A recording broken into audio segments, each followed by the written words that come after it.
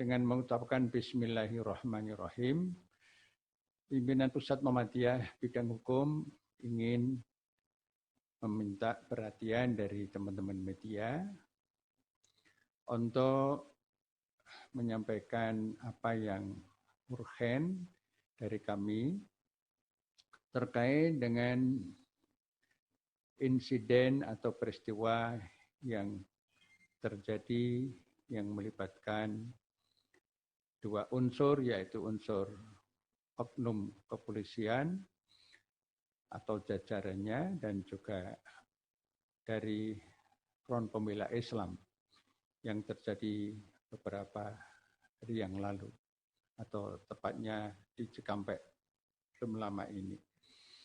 Sebagai pengantar, saya ingin menyampaikan poin-poin pokok yang nanti poin-poin terincinya sudah kami siapkan dan akan dibacakan, akan disampaikan oleh Ketua Majelis Hukum dan Hak Asasi Manusia.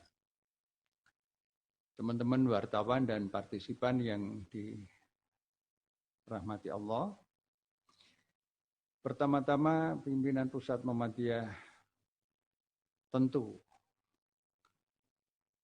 berduka yang mendalam terhadap tewasnya atau wafatnya 6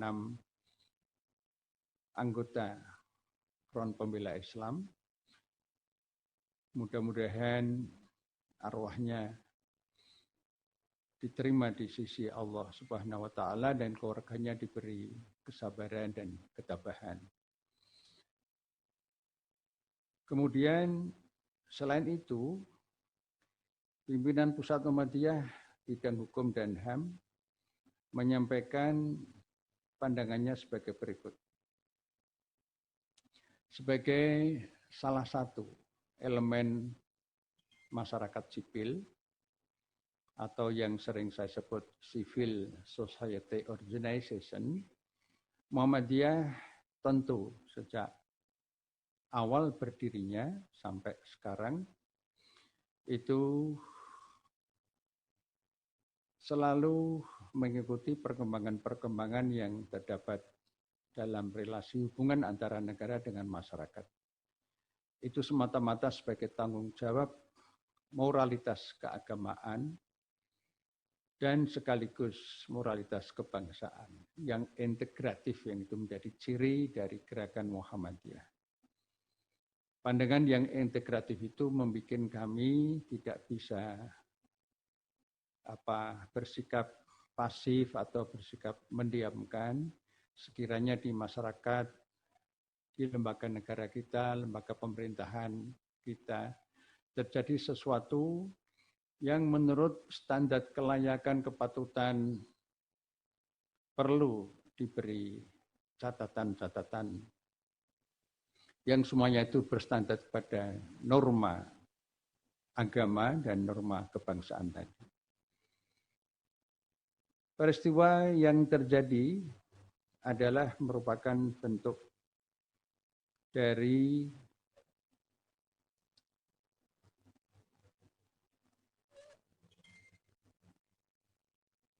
hadirnya kekerasan yang berkali-kali di negeri ini. Menggambarkan kekerasan yang dilakukan oleh aparat negara yang tidak hanya terjadi pada peristiwa di Cikampek kemarin, tapi juga sebelumnya terjadi. Nanti secara rinci sudah kami siapkan di dalam pointers yang akan dibacakan.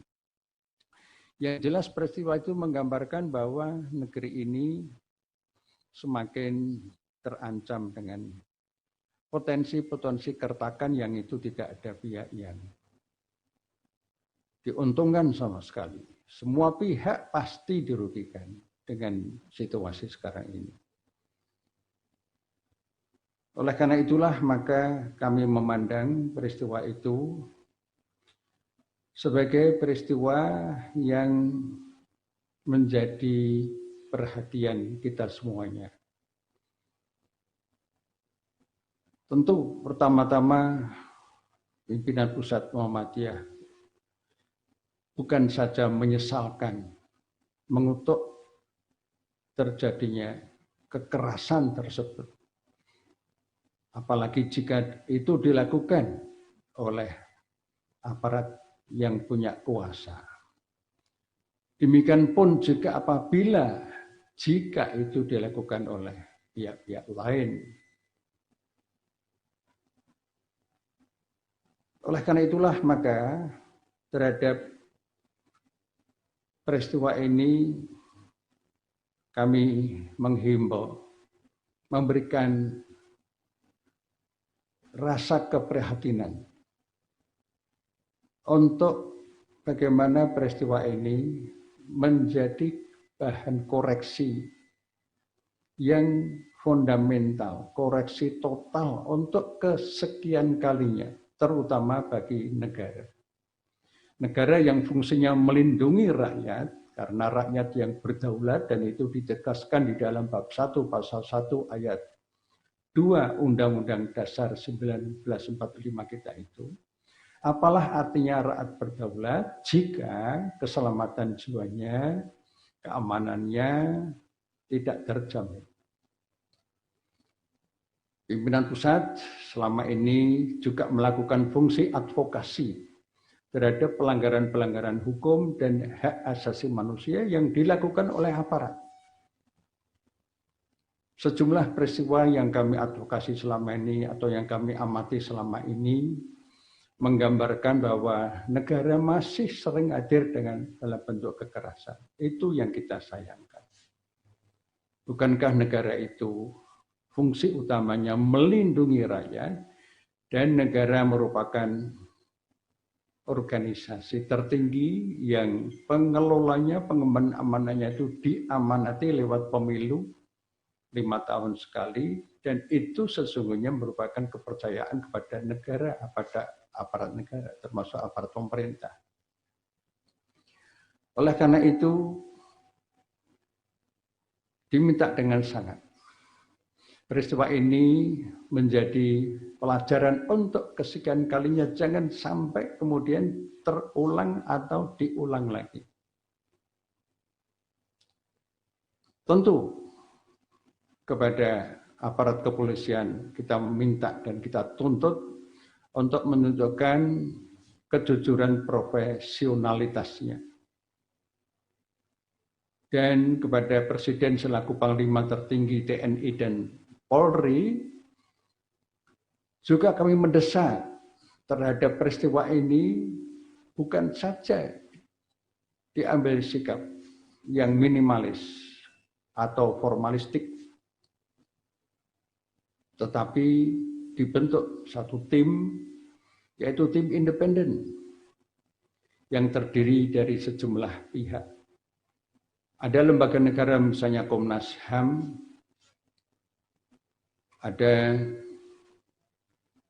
lembaga-lembaga negara yang lain yang terkait dengan persoalan yang sudah terjadi ini, dan unsur-unsur masyarakat yang memiliki kompetensi dan track record serta komitmen untuk menelaah, mengkaji masalah ini secara objektif, benar, berdasarkan fakta yang tidak ada yang tersembunyi atau disembunyikan. Termasuk di sini unsur masyarakat itu adalah IDI, Ikatan Dokter Indonesia. Tim independen ini penting karena kita hidup sudah tahu, sudah menyadari sejak lama dalam negara yang menganut sistem demokrasi. Demokrasi yang mengandung moralitas demokrasi yang dijiwai oleh Pancasila, UUD 45, dan komitmen rakyat yang begitu kuat moralitasnya, itu menuntut agar ada proses-proses yang balance, yang tidak sepihak, proses-proses yang menunjukkan keterbukaan, kejujuran, dan akuntabilitas. Oleh karena itu maka pimpinan Pusat Muhammadiyah memandang sangat mendesak dibentuknya tim independen tersebut. Yang terakhir, sebelum saya sampaikan kepada Dr. Tresno Raharjo dan yang lain-lain, hendaknya peristiwa ini satu sisi perlu diusut secara tuntas, secara bernas, terbuka. Tetapi sisi lain kami memandang bahwa jangan sampai perkara ini kemudian menutup kesadaran kita bersama bahwa ada agenda lain, yaitu agenda yang lain itu apa? Agenda yang lain adalah potensi terjadinya kejahatan dalam bentuk lain, yaitu kejahatan korupsi yang akhir-akhir ini semakin terstruktur, sistematik, dan masif, semakin menggurita. Pandemik tidak hanya pandemik COVID-19, tapi juga pandemik korupsi. 4 menteri yang sudah ditangkap atau diproses hukum oleh KPK dalam periode presiden yang sekarang ini menunjukkan bahwa korupsi tersebut semakin sistem. Itu artinya ada problem besar itu perlu kita cermati bersama, jadikan agenda bersama, karena korupsi merupakan common enemy, musuh bersama. Semua elemen TNI, elemen Polri, aparat penegak hukum yang lain, dan unsur masyarakat sipil termasuk perguruan tinggi dan ormas-ormas agama. Sehingga jangan sampai kasus ini kemudian menyita perhatian sedemikian rupa sehingga melupakan atau membuat kita lengah terjadinya potensi korupsi yang semakin hari namanya semakin perlu pencermatan semua elemen sebagai tanggung jawab demokrasi, sebagai tanggung jawab rakyat, tanggung jawab demokrasi, yang itu unsur demokrasinya termasuk elemen masyarakat sipil, sehingga kita tidak terkecoh dengan perkara ini, insiden ini yang tetap harus diusut sampai tuntas, tapi juga jangan sampai sekali lagi lengah terhadap agenda-agenda besar yang lain, problem-problem besar yang lain, korupsi yang memiskinkan rakyat, yang mematikan rakyat secara pelan-pelan, dan sangat memilukan, sangat menyedihkan korupsi yang terakhir menyangkut dana bantuan sosial. Ketika rakyat sedang terkapar ekonominya, terkapar kesehatannya, terancam jiwanya, tega-teganya ada korupsi di Kementerian Sosial. Itu sebuah gambaran yang penting menjadi pencermatan semua elemen-elemen masyarakat sipil, sehingga kesimpulannya pimpinan Pusat Muhammadiyah mendesak, menuntut Presiden Republik Indonesia, Bapak Insinyur Joko Widodo, untuk membentuk tim independen sebagaimana nanti akan disampaikan secara terperinci dalam pernyataan pers secara tertulis. Demikianlah poin-poin pokok yang sebagai pengantar kami sampaikan. Terima kasih. Assalamualaikum warahmatullahi wabarakatuh. Silakan Pak Trisno. Baik, terima kasih Pak Busro. Saya akan menyampaikan pernyataan pers secara resmi yang telah kami susun bersama-sama Majelis Hukum dan HAM PP Muhammadiyah dan Lembaga Hikmah dan Kebijakan Publik PP Muhammadiyah. Saya akan share screen.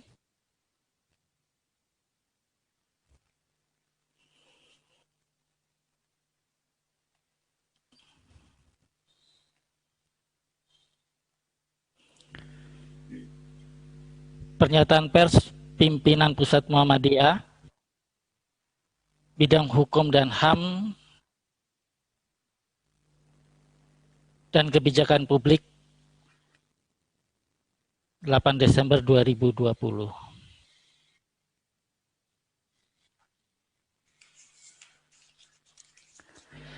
Yang pertama, kasus meninggalnya 6 anggota Front Pembela Islam FPI di tengah persoalan bangsa yang masih dilanda pandemi COVID-19, di saat yang hampir bersamaan peristiwa tertangkapnya 2 menteri dalam kasus korupsi oleh Komisi Pemberantasan Korupsi,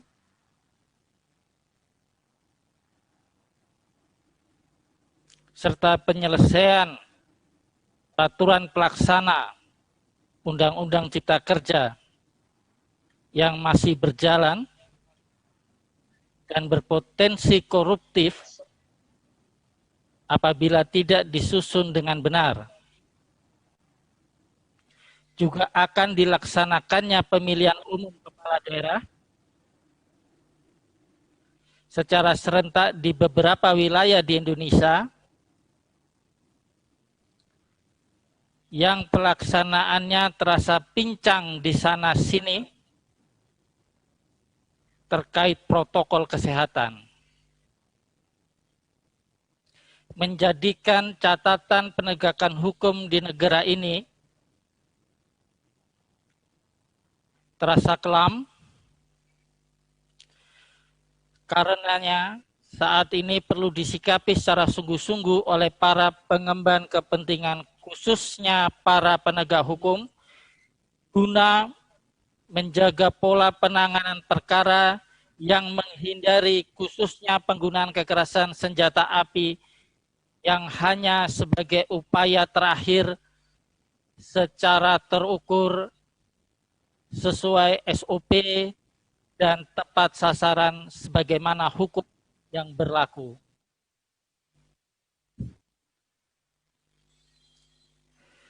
Kedua, kasus meninggalnya 6 anggota FPI akibat tembakan oleh petugas kepolisian pada dini hari Senin 7 Desember 2020 seolah pengulangan terhadap berbagai peristiwa meninggalnya warga negara akibat kekerasan dengan senjata api oleh petugas negara di luar proses hukum yang seharusnya. Dan melalui pengadilan seperti pada beberapa peristiwa kematian akibat senjata api misalnya, terhadap pendeta Yeremias Zamambani di Papua, kematian Kidam di Poso, dan lainnya. Pengungkapan kematian warga negara tersebut tanpa melalui proses hukum yang lengkap perlu dilakukan oleh Komisi Nasional Hak Asasi Manusia atau tim independen yang sebaiknya dibentuk khusus oleh Presiden untuk mengungkap secara jelas duduk perkara kejadian sebenarnya. Ketiga,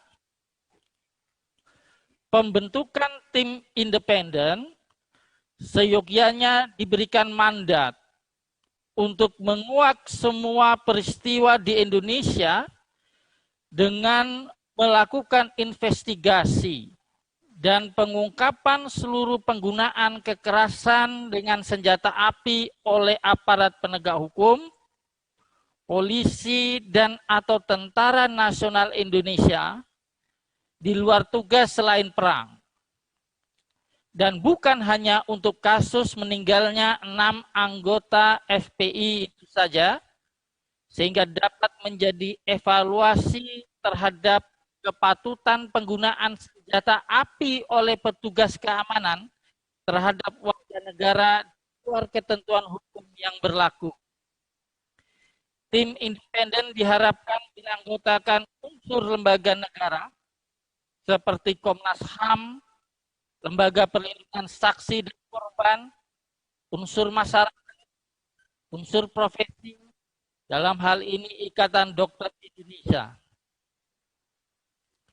Keempat, pernyataan kepolisian tentang penembakan anggota FPI bahwa petugas kepolisian tengah melakukan penyelidikan terkait informasi pengerahan massa terhadap pemanggilan Habib Rizik Syihab oleh kepolisian perlu dilakukan evaluasi terhadap SOP-nya secara terbuka dan transparan kepada publik, yang akan lebih baik bila disertai penyerahan seluruh dokumen tersebut kepada Komnas HAM atau tim independen guna ditimbang apakah penerapan prosedur penyelidikan yang dilakukan oleh tim dari Polda Metro Jaya itu sudah benar, tepat, dan terukur sesuai SOP yang berlaku dalam penugasan semacam itu. Dengan diketahuinya bahwa anggota kepolisian yang terlibat peristiwa itu dalam keadaan operasi tertutup atau tanpa seragam dan tanpa pengenal, maka perlu dijelaskan jenis kegiatan itu termasuk kegiatan penyelidikan atau kegiatan intelijen yang di luar proses penegakan hukum yang benar. Perbedaan jenis kegiatan penyelidikan dan kegiatan operasi intelijen menjadi penting untuk bisa menilai ketepatan penggunaan kekuatan senjata api dalam perkara ini, sekaligus untuk mengukur kejelasan hasil pengamatan intelijen yang diperoleh oleh kepolisian. Kelima, merujuk pada peristiwa penembakan dimaksud, perlu diadakan evaluasi terhadap pola penanganan penggunaan senjata api oleh pihak kepolisian dan olah tempat kejadian perkara.